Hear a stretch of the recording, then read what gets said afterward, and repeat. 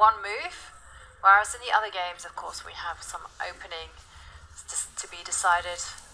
So c4. He went e4, c4, e5.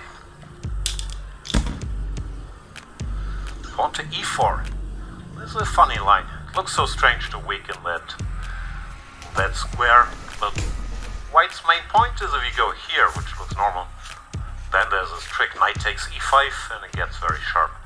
Knight takes e5, pawn to d4, regaining the piece. Okay, some theory here, but this line is not easy for black at all.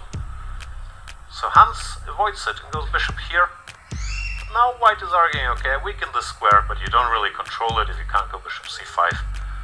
So I'll just play d3 and have a grip on this square. And it's a very challenging line. I'm not sure though, because Dai had this heartbreaking loss last round against R11, and here he's going for a full-fledged positional fight, which Hans surely welcomes as well. Right, but when you're doing super badly in an event, there comes a point where you just think, you know what? You think he doesn't care anymore? Yes. He looks like he cares.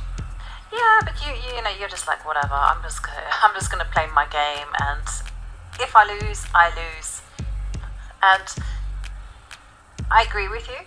I agree with you completely that Hans is going to be welcoming this imbalance and a big fight. But for win, I just think when you're suffering in an event, Think he literally doesn't care? yes, Wow. he literally does not care. Must be nice, carefree. Pawn to a3, bishop to a5. Takes here might look natural, but then white gets the two bishops and all of a sudden he's controlling all these squares. So you don't want to do that, you want to keep the bishop. Bishop a5. Now there's a bunch of theory, I think b4, knight a4 is a line. But he goes h3, indirectly fighting for the center square, avoiding bishop g4. Hans says now you no longer have your knight takes e5 trickery, so I can put this bishop on its rightful diagonal. And another interesting strategic decision, bishop to e3. Offering this structure, which once again looks funny, but white controls lots of squares in the center.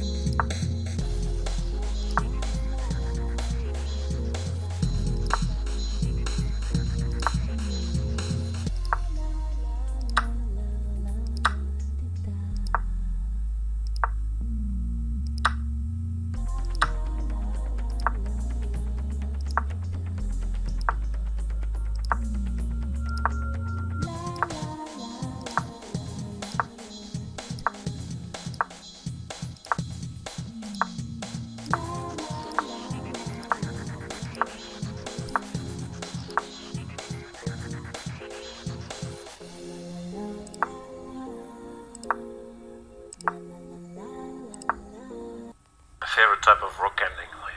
More rooks makes it so much easier.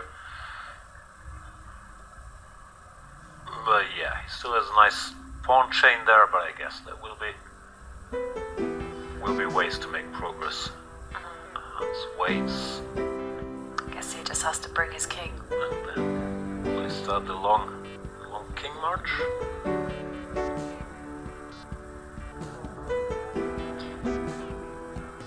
I guess. Still not sure where I'm going here. Oh, and I'm even blundering counterplay. Not as. Still not that simple, is it? It has to be winning. It's a rook. Okay, so if you go king f4, what happens if you kind of tie the rook along the fourth rank? So if you line up the two rooks along the fourth rank,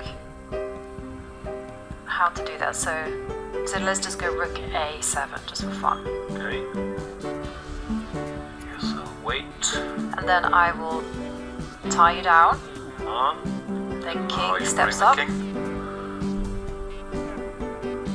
Yep. And now I guess you start waiting with the rook. Yeah. How does one make progress here? Okay, so now the rook comes to d4. And then I want to go rook.